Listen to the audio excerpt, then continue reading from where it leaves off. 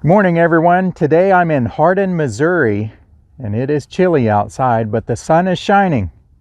It's supposed to warm up to 45, but it's been below 30.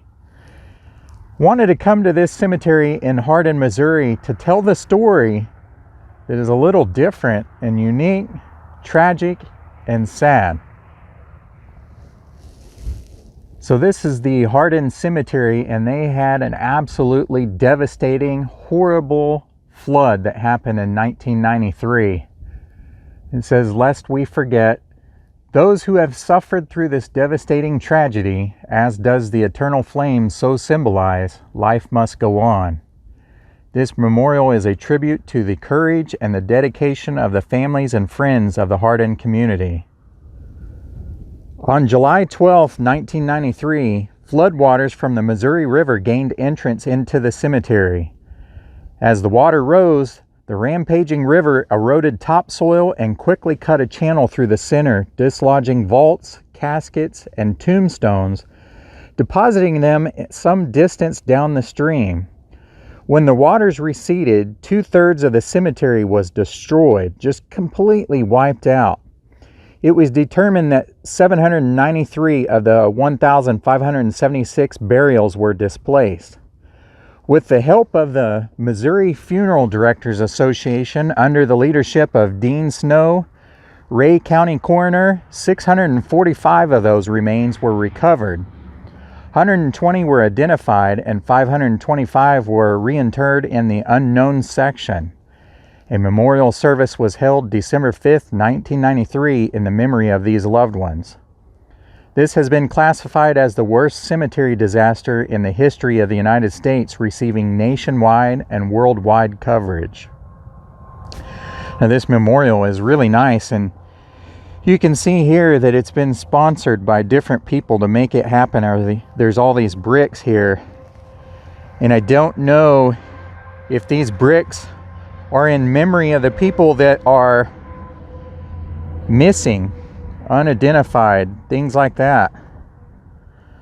But it is something that makes you wonder, especially when it says in memory of and talking about an infant or a baby or something like that. So this is the memorial that's in remembrance of those displaced or unidentified in the flood of 1993. I have a little donation box over there, but look at all the names here. And if you can imagine, this cemetery, this is a small community in Hardin, Missouri. Small town charm. I noticed that the population was around 600. You can see it's just basically a farming community. And they had a nice little football field there that they were proud of. The state football championships, their 1A team, I think it was 1A, had won. Small little community, just devastated. And can you imagine having your family history just wiped out completely, and some of the town history wiped out? And you come here and your grandparents are gone, father's gone, maybe your wife is gone where they were buried. Just tons of people here completely wiped out.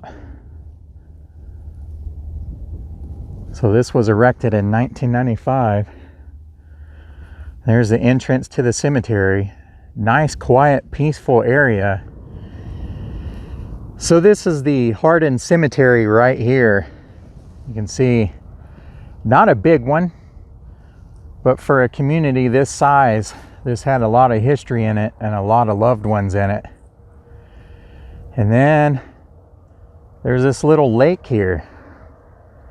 And this lake was formed from that flooding. This all had final resting places of loved ones in here. And this is where everybody got wiped out. You can see over here on this other side, there are more memorial markers over here. That's part of the cemetery. Even though it really looks like it's separate, there's kind of a grass road that goes through here that you can cut through there, or you can go out this entrance that I came in, down and around over to that section. But it appears like it's a separate cemetery, but it's not. It's the same cemetery. separated by this lake that wiped out others. And this is a farming community, and that happened in 1993. But last year, in 2019, they had another flood that they got worried about because it got dangerously high once again in here. I think it was the first time since that 1993 flood. But the sad thing is it took them a long time. These caskets and these bodies floated off and floated way down. Some of them came out of that. They got separated, and you know, people were having to try to identify these things, and families were concerned, and news seemed slow, but it was a tedious process, and there's a lot of them that they just couldn't identify.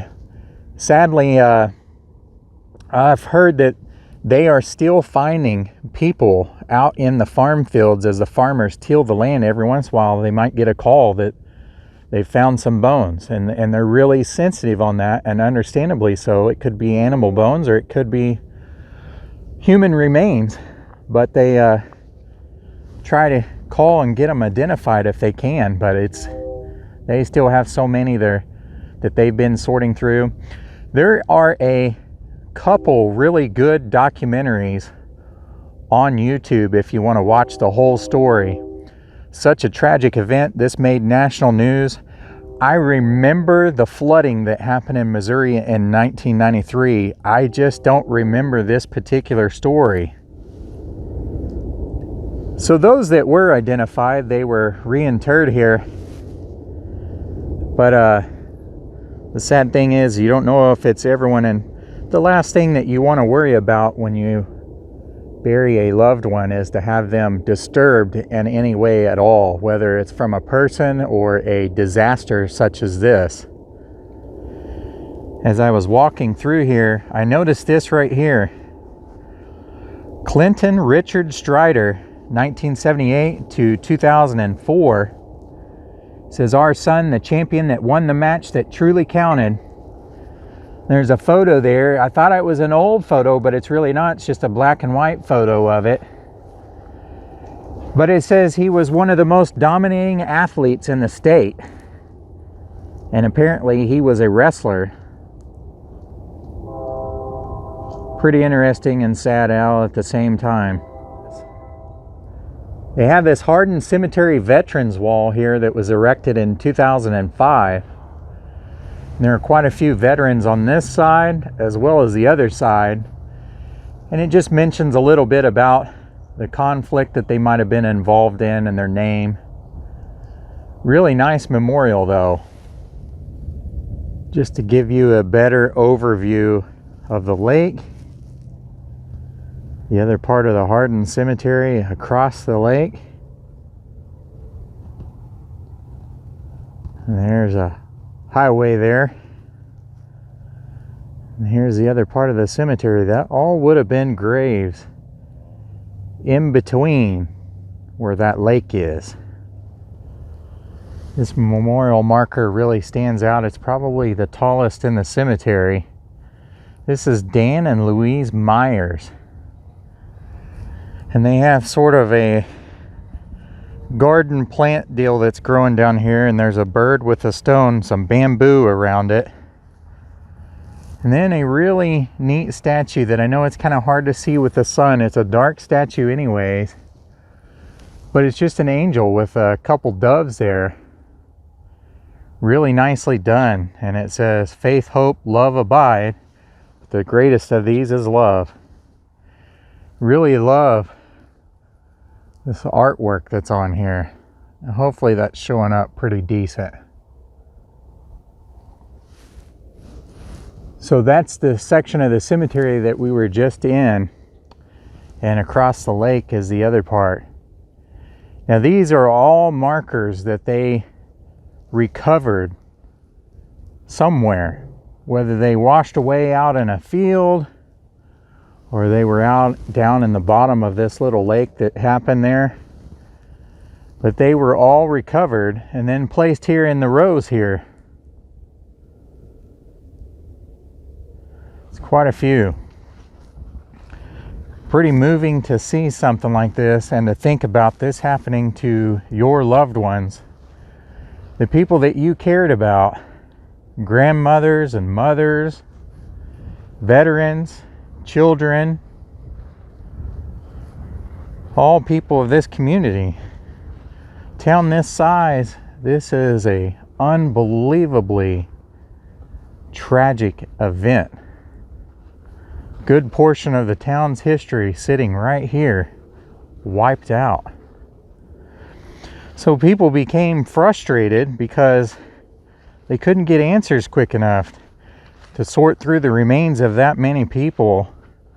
Took some time, and people wanted to know now, where are their loved ones? Where are they? It really took a lot of people trying to help out, though, put in some work and get this done as much as possible.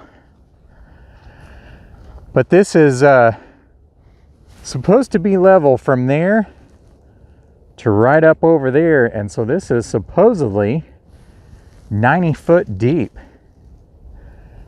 And there are some old graves that remain on this side that were not disturbed. So it's interesting how this just carved and made this permanent lake right here. And of course they've put some rock around it and made it part of the cemetery and the town's history. I mean, what else are you gonna do?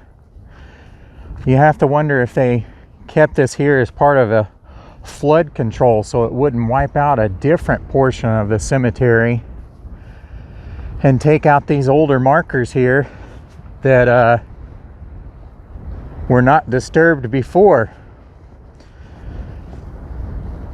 But it is good to see that some of it was left. I know there were some devastating things that happened with Hurricane Katrina and some of the cemeteries down through there, and then even more recently last year in Houston, there were some flooding issues down through there, and some of the caskets and things were floating off much in the same way as this.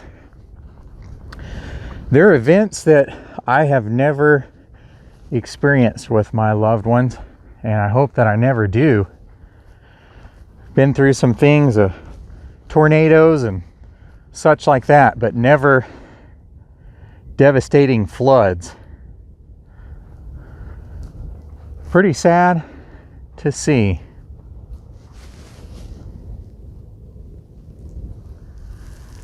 So I have a really good YouTube friend, Landum, who has done a story on this cemetery right here. And we were supposed to meet out here last October and do this and some other things in the area historically. But I had a family member that got hurt and had to have surgery, so it was a family emergency. I couldn't meet him.